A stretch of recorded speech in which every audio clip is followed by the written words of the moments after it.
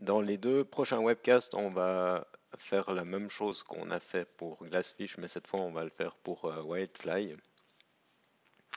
Alors c'est quelque chose qui m'a pris un petit peu de temps et j'ai pas trouvé la documentation de Wildfly très pratique et très complète. Mais finalement, j'ai quand même réussi à faire les choses. Donc là, on va faire une première installation où on va utiliser l'interface web pour se connecter et configurer les éléments.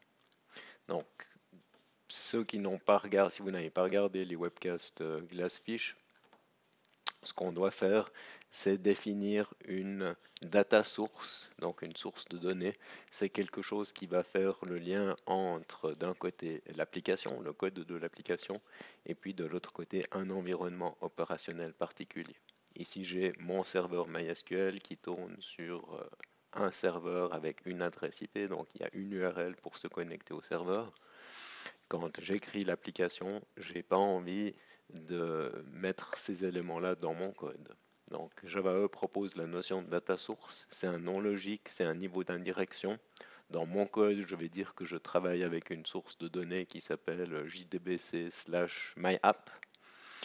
Et puis quand je vais configurer le serveur d'application, je vais dire jdbc/myapp dans mon environnement, ça pointe vers ce serveur, voilà les credentials qu'il faut utiliser pour se connecter.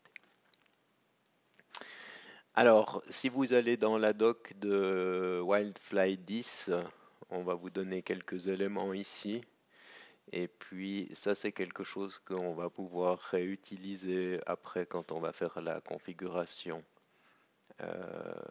manuelle, automatisée. Et puis, il y a une autre chose qui n'est pas décrite ici, mais si vous faites des recherches sur Wildfly 10 MySQL module, vous verrez qu'il y a une possibilité enfin, c'est nécessaire d'écrire d'autres fichiers XML. Mais on reviendra sur cette opération après. Donc, ce que je vais faire, c'est venir dans l'interface web qui se trouve ici. Et puis, dans déploiement, ça c'est quelque chose qui est spécifique à Wildfly. C'est très différent pour Glassfish. C'est très différent pour Glassfish. Dans Glassfish, on déploie uniquement des applications web ou des applications d'entreprise. Ici, on va utiliser cette console pour déployer le driver. Et au moment où on va faire ça, ben, Wildfly va prendre le jar et mettre ça dans le pass. Donc ici, je vais dire que je déploie un déploiement. Il me dit qu'en principe, c'est des WAR ou des EAR. Mais je vais pouvoir choisir ici mon driver JDBC que j'ai récupéré sur le site de MySQL. Donc j'ouvre ça. Je fais Next. Je termine et puis là les choses se sont bien passées. D'accord? Donc maintenant en principe je vais pouvoir faire la configuration de ma data source et puis utiliser ce connecteur. Alors c'est ce que je vais faire ici en menant dans configuration. Alors on peut le faire aussi depuis la page principale. Ici il y a des opérations pour créer la data source. Donc ils nous disent de sélectionner le subsystem data source. Donc subsystem data source. XA non XA, c'est si j'ai besoin des transactions distribuées ou pas. Alors là, je peux faire un premier essai sans transactions distribuées. Je vais lui dire que j'utilise le driver MySQL. Il va falloir lui donner un nom. Alors on va voir, comme j'ai déjà fait la manipulation, on va voir s'il y a un conflit de nom. Et puis, si on vient ici dans les drivers qui ont été détectés, on voit que lorsque j'ai uploadé le jar, Wildfly a bien reconnu ça comme étant un driver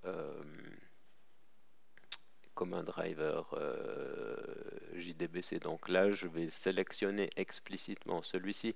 Le deuxième, c'est ce qu'on utilise si on utilise des data sources X. Je termine. Alors là, il faut que je lui donne l'URL pour me connecter au serveur. Comme j'ai déjà fait le test, ben, il a gardé ça en mémoire. Vous allez devoir le taper. Donc ça ici, c'est l'adresse IP de ma Docker machine. J'ai bien exposé MySQL sur le port 3306 et puis ma base de données, si vous vous souvenez quand on était dans PHPMyAdmin, je l'avais appelée Sakila. Route, et puis dans ma configuration Docker, le mot de passe de l'utilisateur root, c'est admin pw. Donc ça, c'est bien le mot de passe de MySQL. Je termine. Je valide. Alors là, la data source a été créée. Je peux cliquer dessus. C'est pas ça que je voulais faire. Je viens ici, je fais View. Et puis j'ai ici ce bouton Test Connection et on voit que ici il a réussi à se connecter. D'accord. Donc là c'est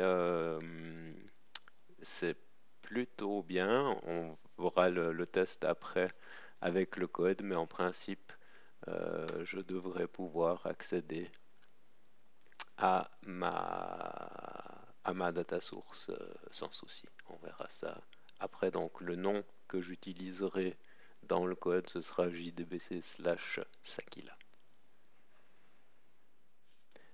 Voilà, alors là j'ai l'environnement qui est setupé. Maintenant on va regarder dans le prochain webcast une autre façon de faire ça, automatisée, et donc qui utilisera le container, enfin l'environnement Docker.